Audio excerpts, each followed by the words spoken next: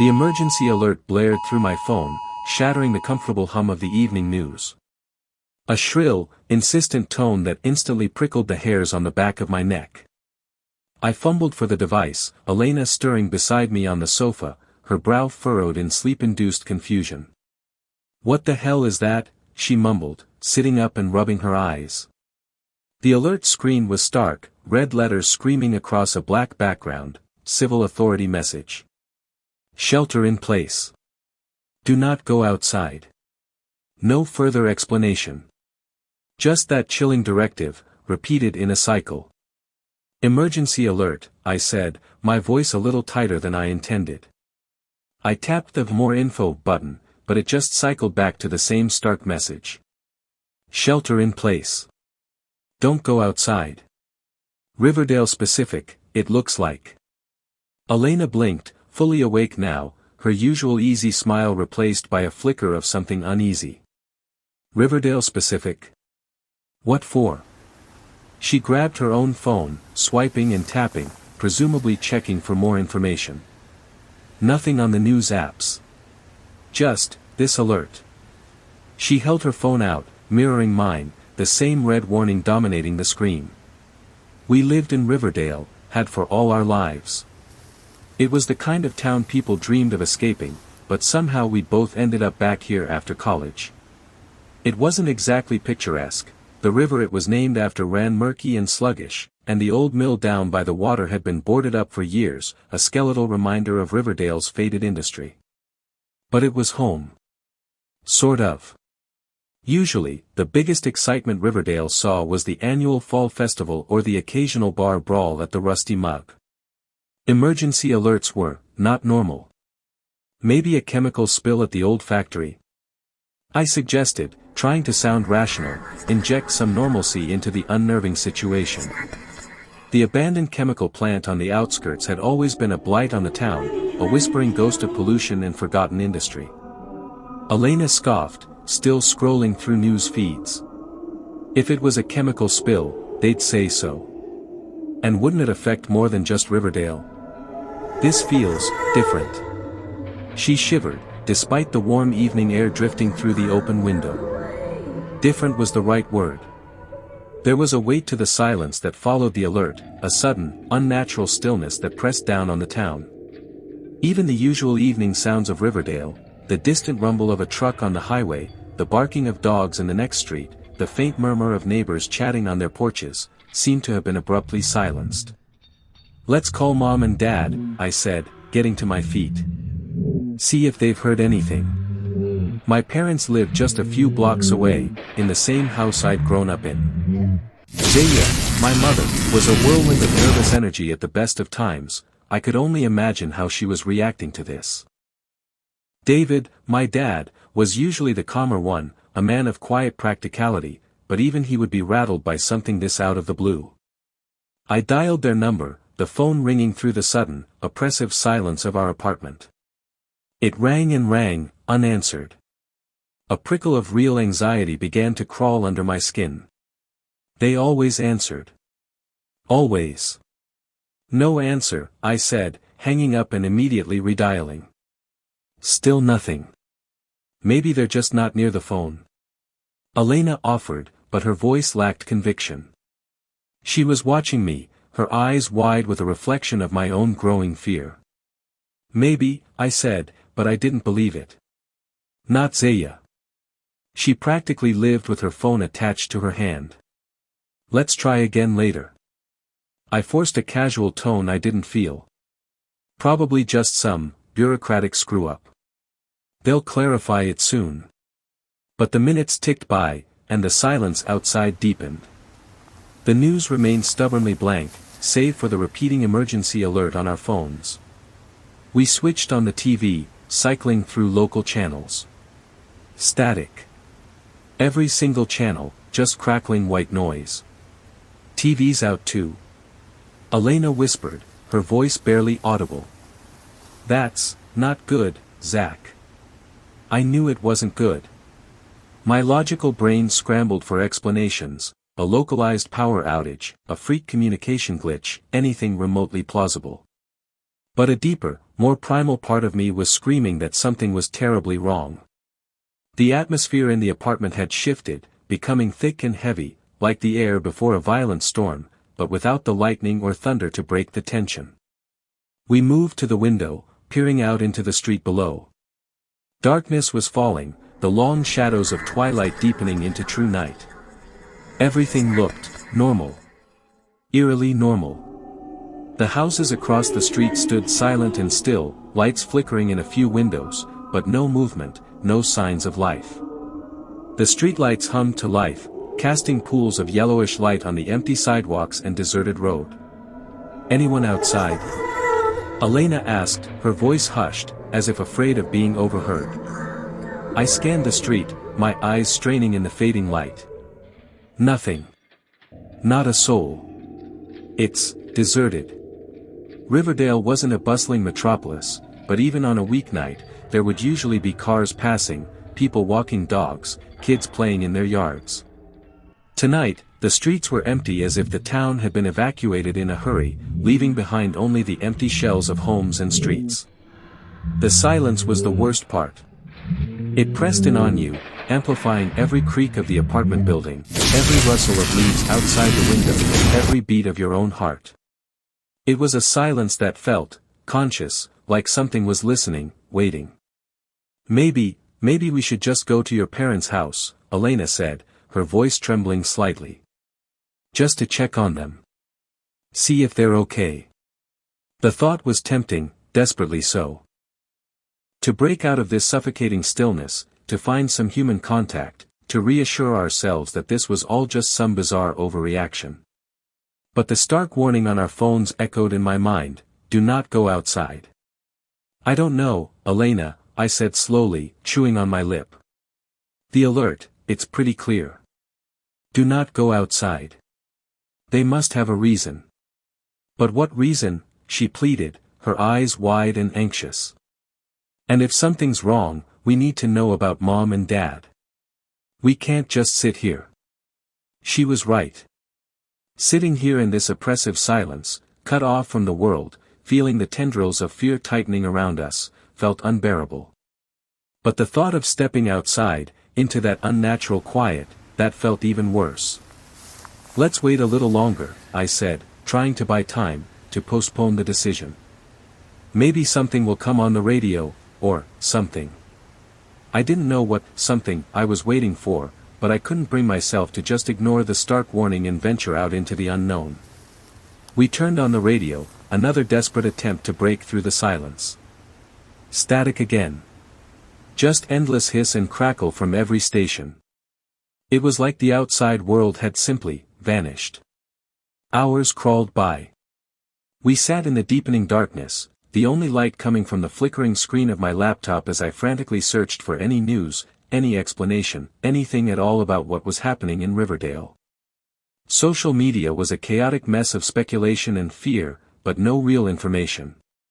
Just panicked messages from people within Riverdale, all echoing the same confusion and growing dread.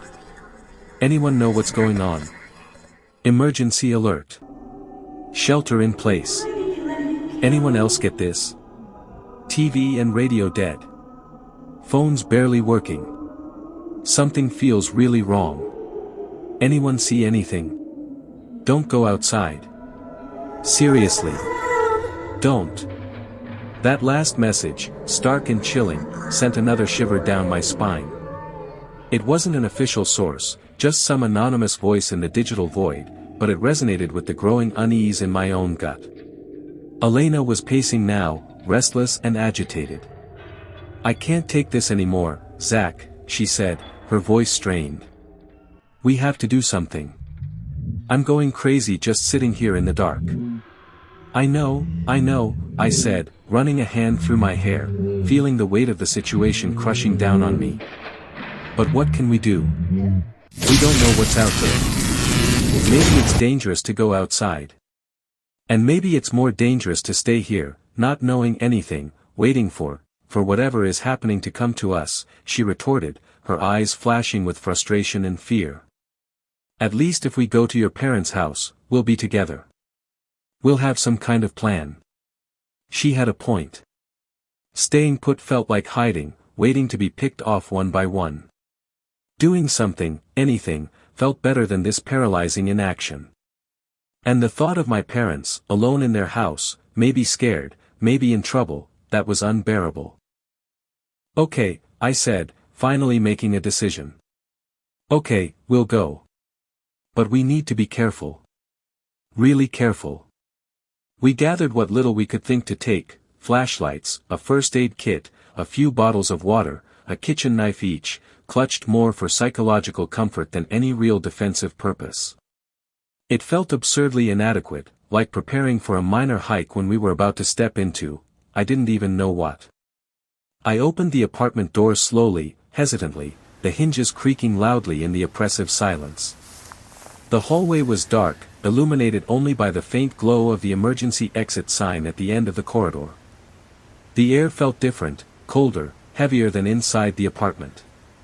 And the silence, it was even more profound out here, a thick, suffocating blanket that muffled every sound, even our own breathing. We crept down the stairs, our footsteps echoing eerily in the stairwell. The building felt deserted, lifeless. Normally, there would be sounds of TVs, music, conversations drifting from behind closed doors. Tonight, nothing. Just the oppressive silence. We reached the front door of the building, my hand trembling as I reached for the handle. This was it. Stepping outside.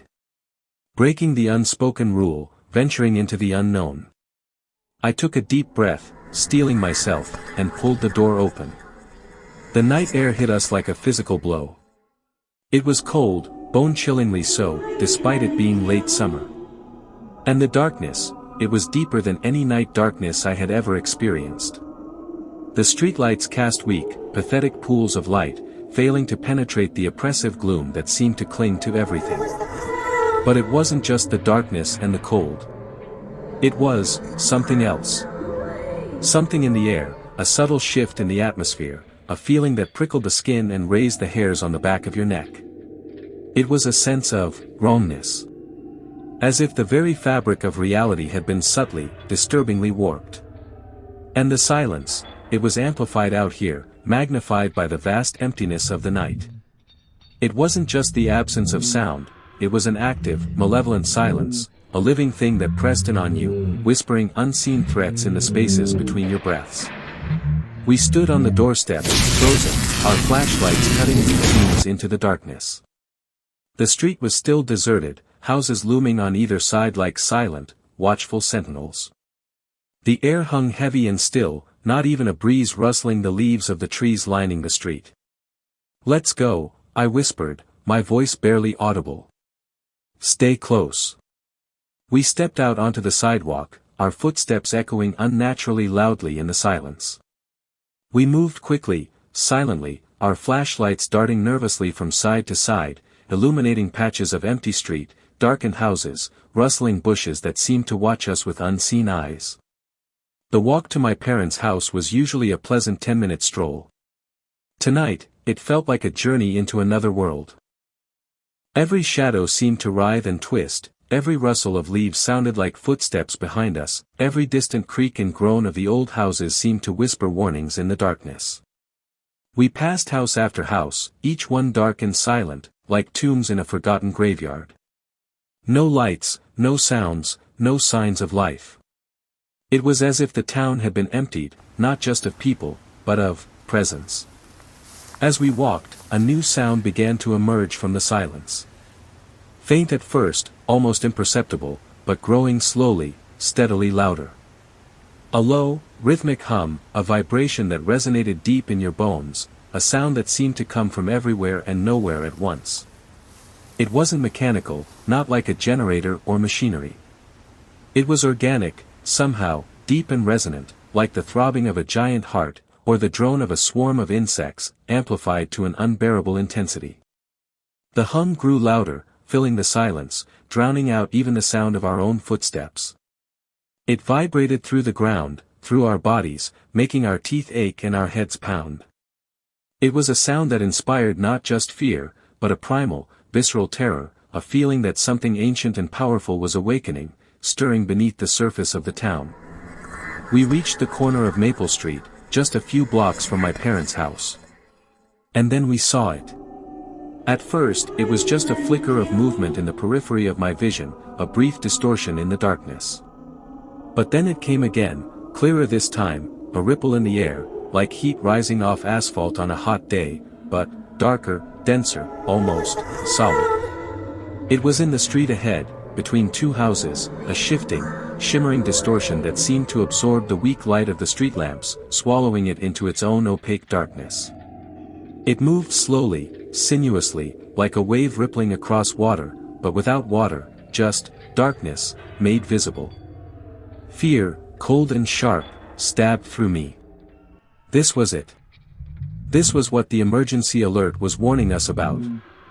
This thing. Whatever it was.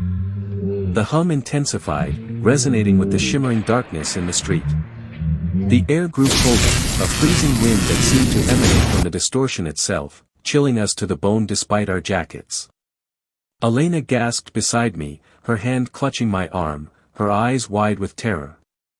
What is that?" she whispered, her voice barely audible above the growing hum. I didn't know. Couldn't even begin to comprehend what we were seeing.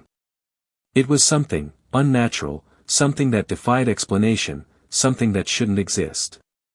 The distortion moved closer, slowly, inexorably, rippling through the street, swallowing the darkness, growing larger, more defined. And as it moved, shapes began to coalesce within its shifting depths, indistinct at first, but gradually forming patterns, lines, angles. And then, I saw it. I really saw it. And the sight of it froze the blood in my veins, paralyzed me with a terror so profound, so absolute, that it felt like my very soul was being sucked out of my body. It was a shape. A vast, amorphous shape, composed of shifting darkness, of shadows that moved and writhed and flowed into each other, constantly changing, constantly reforming, but always maintaining a vaguely humanoid outline. But it wasn't human. Not even remotely. It was too tall, too thin, its limbs too long, too disjointed. And its head, where a head should have been, there was just nothing.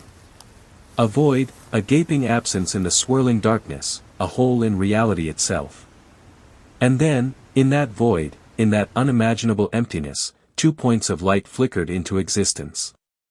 Not lights, exactly, but intensifications of the darkness, pinpricks of absolute blackness that seemed to draw in all the light around them, points of nothingness that burned with an icy, malevolent intensity. Eyes. It had eyes. 2 eyes, burning in the void, staring directly at us. And in those eyes, I saw something that made my blood run cold, something beyond fear, beyond terror.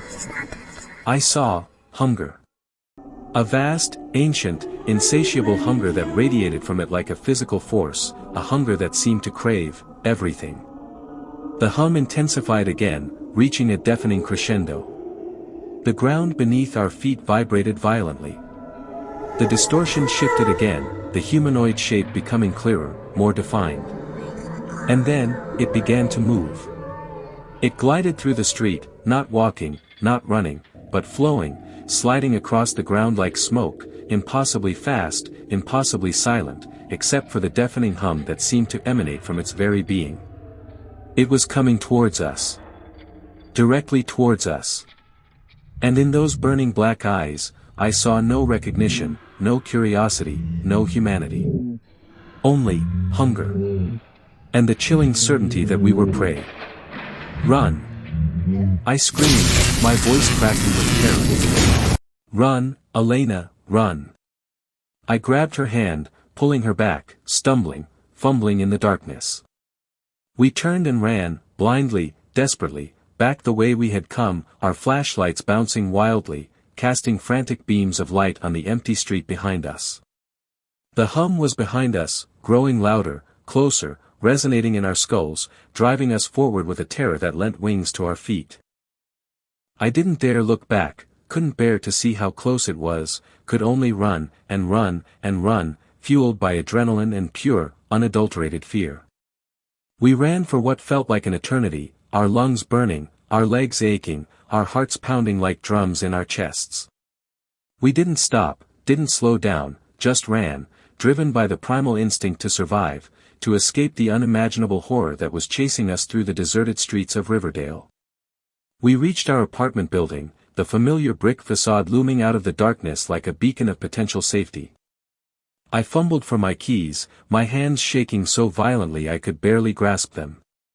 Finally, I managed to unlock the door, shoving Elena inside ahead of me, slamming the door shut behind us, fumbling with the locks, bolting them, desperate to create some kind of barrier, however flimsy, between us and it.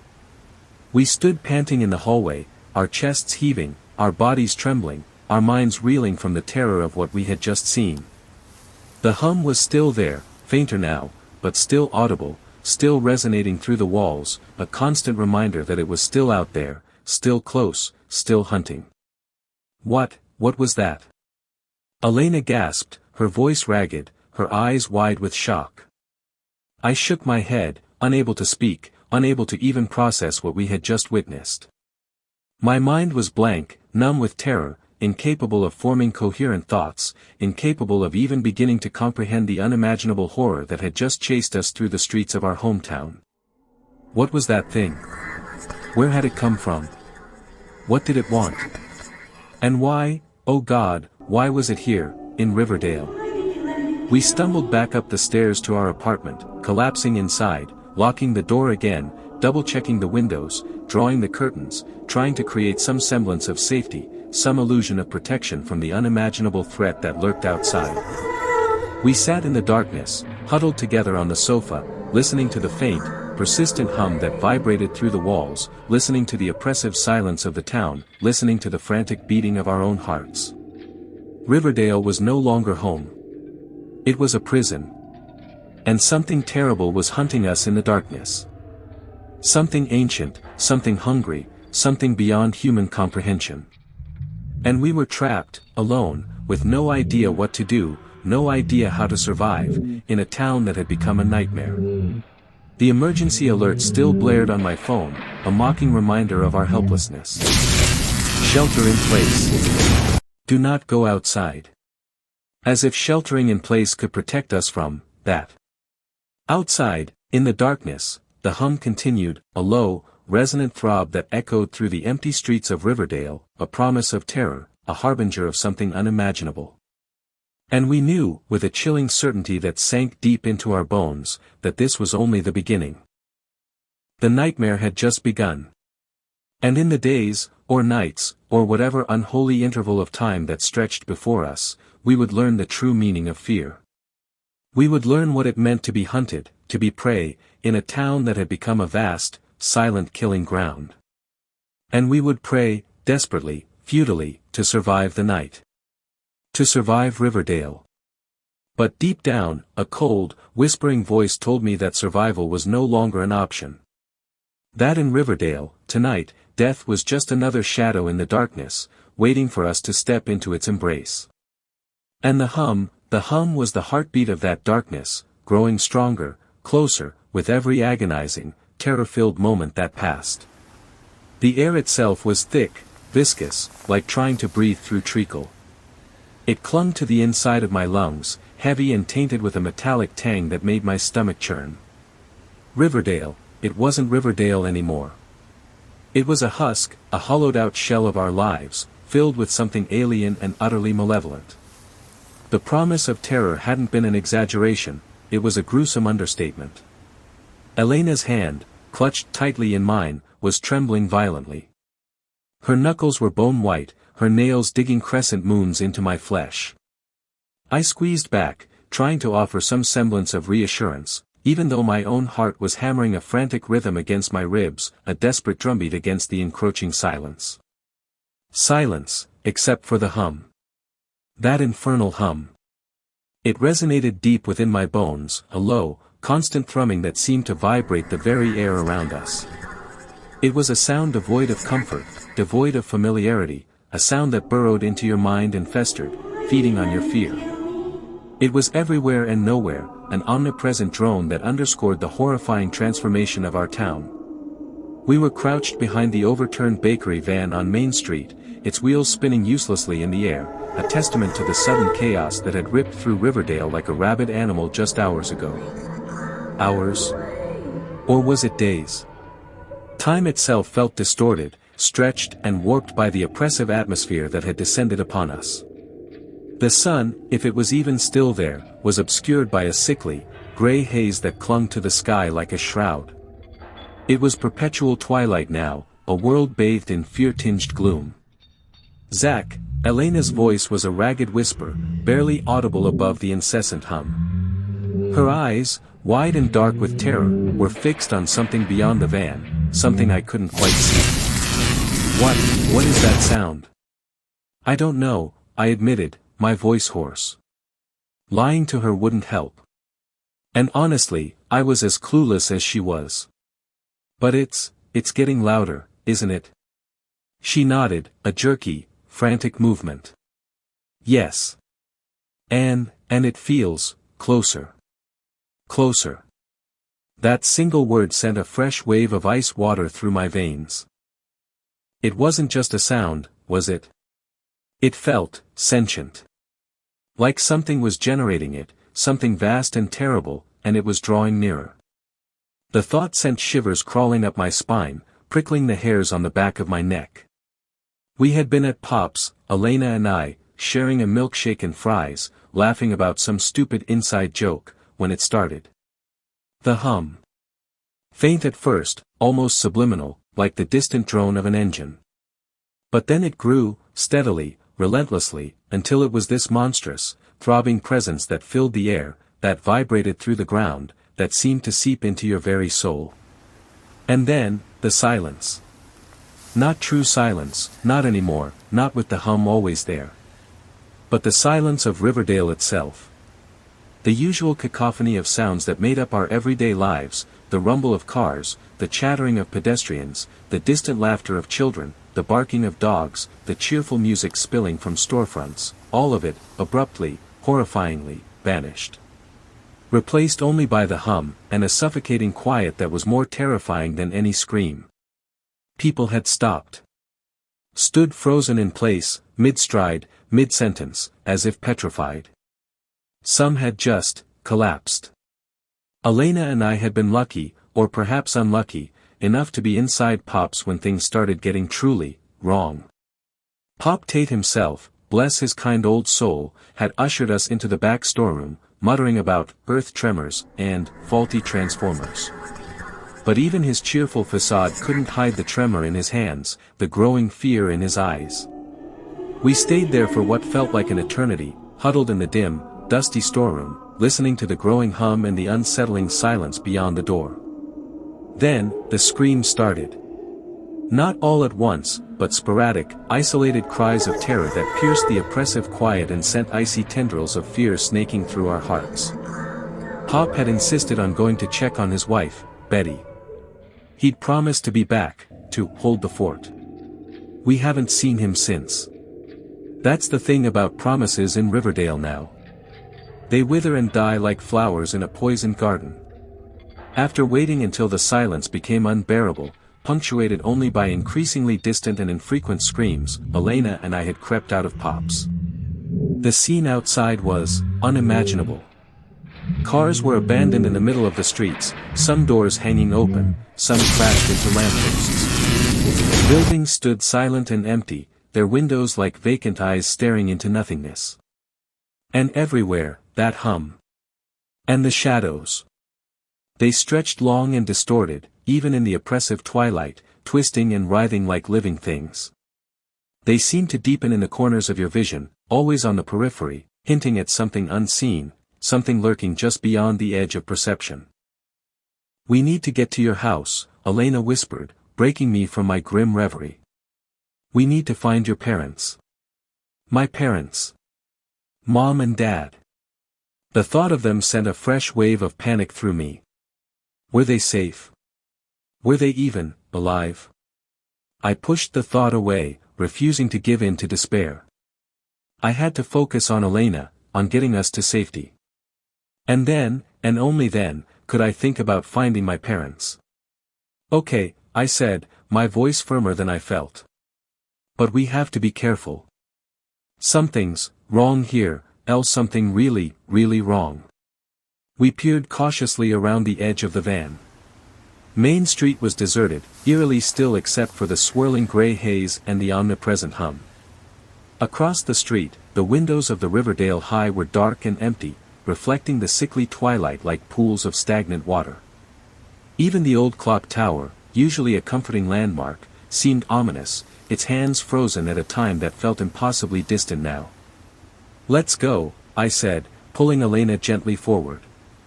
We moved in a crouch, hugging the shadows of the buildings, our footsteps muffled by the strange stillness of the air. Every rustle of leaves, every creak of a shutter, made us jump. The silence was so profound that even the smallest sound felt amplified, menacing. As we moved further down Main Street, we started to see them. Not people, not anymore. Figures. Shadows that moved with a jerky, unnatural gait. They were indistinct, blurred at the edges, almost like glitches in reality. They seemed to coalesce from the deepening gloom, appearing and disappearing as if playing tricks with our vision. One of them shuffled out from the alleyway between the hardware store and the diner. It was vaguely humanoid in shape, but elongated, distorted, its limbs too long, its head an indistinct blur. It moved with a disjointed, unsettling rhythm, its feet scraping against the pavement with a sickening rasp. Elena gasped, clutching my arm tighter. What is that?" I didn't know. And I didn't want to know. Instinct screamed at me to run, to get away from whatever that thing was. But we were out in the open now, exposed. We had to move, and move fast. "Run!" I hissed, pulling Elena after me. We scrambled across the street, dodging between abandoned cars, our breath coming in ragged gasps. The figure from the alleyway seemed to notice us, its form shifting slightly, its movements becoming a little faster, a little more purposeful. We sprinted towards Elm Street, towards the relative safety of the residential areas. Houses lined the street, their windows dark, their lawns overgrown and neglected, as if time itself had been suspended. Everything felt wrong. Out of sync. Like we had stepped into a nightmare, a twisted version of Riverdale that was both familiar and utterly alien. As we ran, the hum intensified, growing louder, deeper, resonating in our chests, making our teeth ache.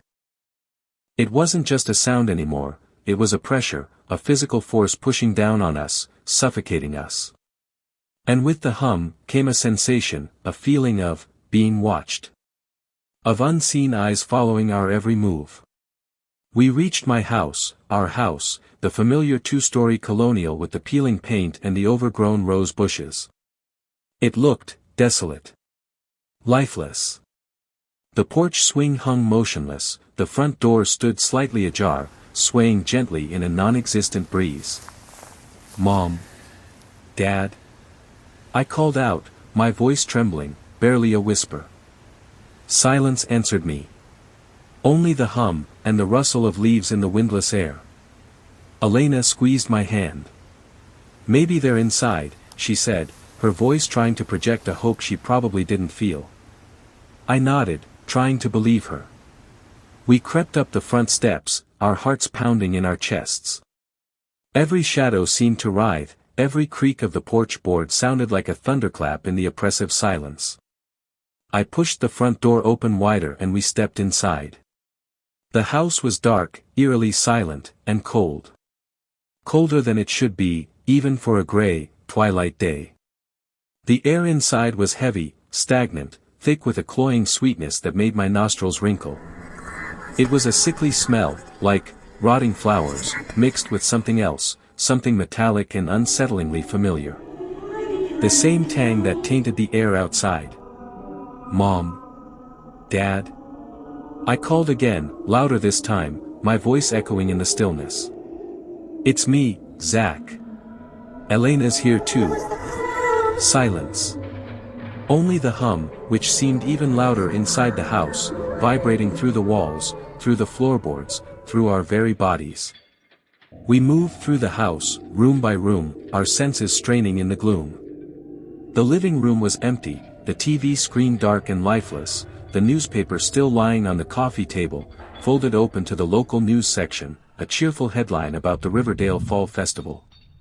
It felt like stepping back in time, to a Riverdale that no longer existed. The kitchen was equally deserted. Dirty dishes were piled in the sink, a half-eaten bowl of cereal sat on the table, spoons sticking out of it like skeletal fingers. It was as if life had just stopped here. Mid-meal, mid-task, mid-sentence. Frozen in a horrifying tableau. "Mom." I called out again, my voice cracking with desperation. "Dad? Where are you?" We checked the bedrooms upstairs.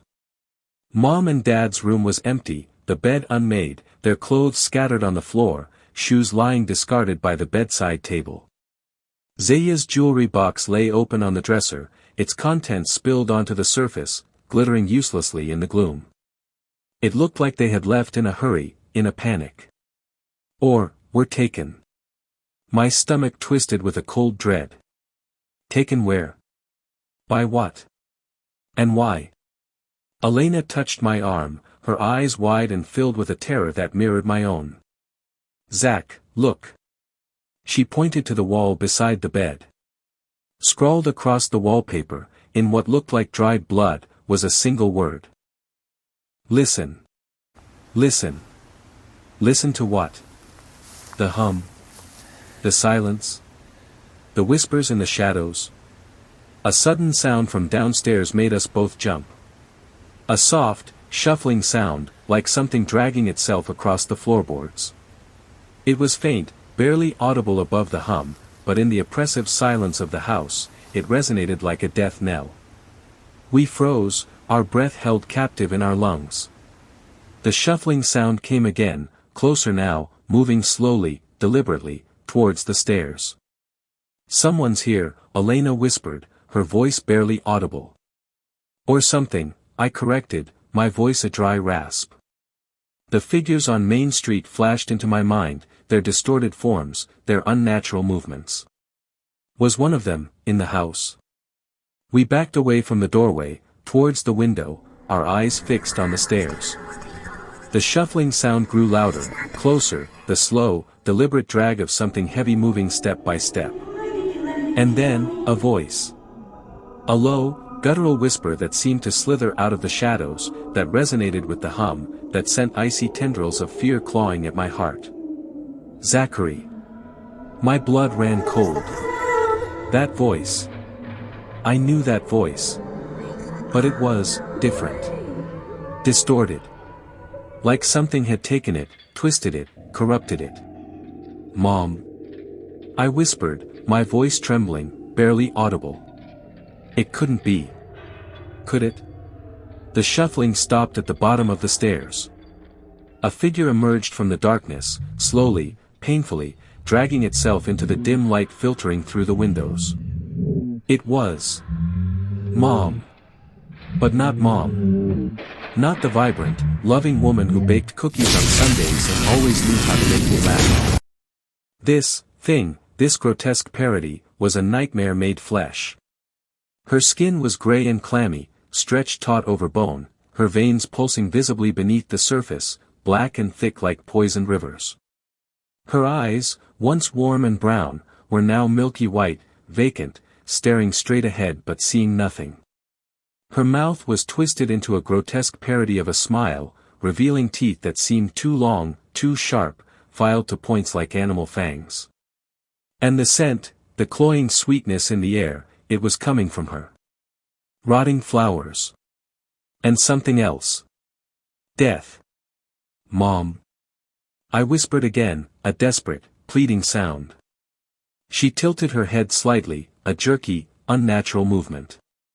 Her milky white eyes seemed to focus on me, or rather, through me, at something beyond. And then, she spoke again, her voice a distorted, guttural rasp that sent shivers of pure terror down my spine. "Zachary, join us." Join them? Them who? The shadows? The hum? Whatever had twisted Riverdale into this horrifying nightmare? Elena gasped, her breath hitching in her throat. She took a step back, bumping into the dresser, knocking Zaya's jewelry box to the floor with a clatter. "Mom, no!" It turned its head towards the sound, its milky white eyes fixing on Elena. A low growl rumbled in its chest, a sound that was not human, not animal, but something in between, something monstrous and utterly terrifying. It started to move again, shuffling forward, slowly at first, and then faster, its distorted limbs propelling it with an unnatural speed. It was coming for us. "Run!" I yelled, grabbing Elena's hand again. We turned and fled, scrambling across the room, towards the window. I threw myself against the frame, yanking it open with a jarring screech of protesting wood. The sickly twilight of Riverdale spilled into the room, offering no comfort, no escape. We climbed out the window, onto the sloping roof of the porch. Below, the overgrown rose bushes clawed at the side of the house, their thorns like skeletal fingers reaching out to grab us. Behind us, in the bedroom, it was still there, silhouetted against the doorway, its distorted form filling the frame. It watched us, its milky white eyes burning into us, a silent, monstrous promise of what awaited us if we stayed. We scrambled down the porch roof, our feet slipping on the moss-slicked shingles, the thorns of the rose bushes tearing at our clothes, at our skin.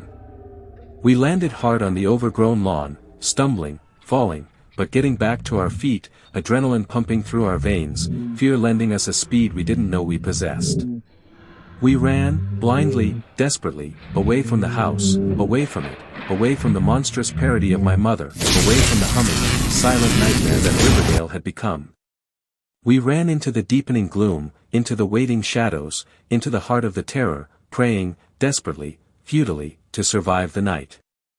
To survive Riverdale, but deep down, a cold, whispering voice echoed in my mind, a voice that was not my own, a voice that resonated with the hum, a voice that told me, with chilling certainty, that survival was no longer an option. That in Riverdale, tonight, we were all just prey, hunted by something unimaginable, something that had twisted our town, twisted our loved ones, into monstrous reflections of their former selves. And the hum was the heartbeat of that darkness, growing stronger, closer, with every agonizing, terror-filled moment that passed, drawing us deeper and deeper into its embrace, promising only oblivion. And I knew, with a sickening certainty, that death was just another shadow in the darkness, waiting for us to step into its cold, eternal embrace. And tonight, in Riverdale, it felt inevitable.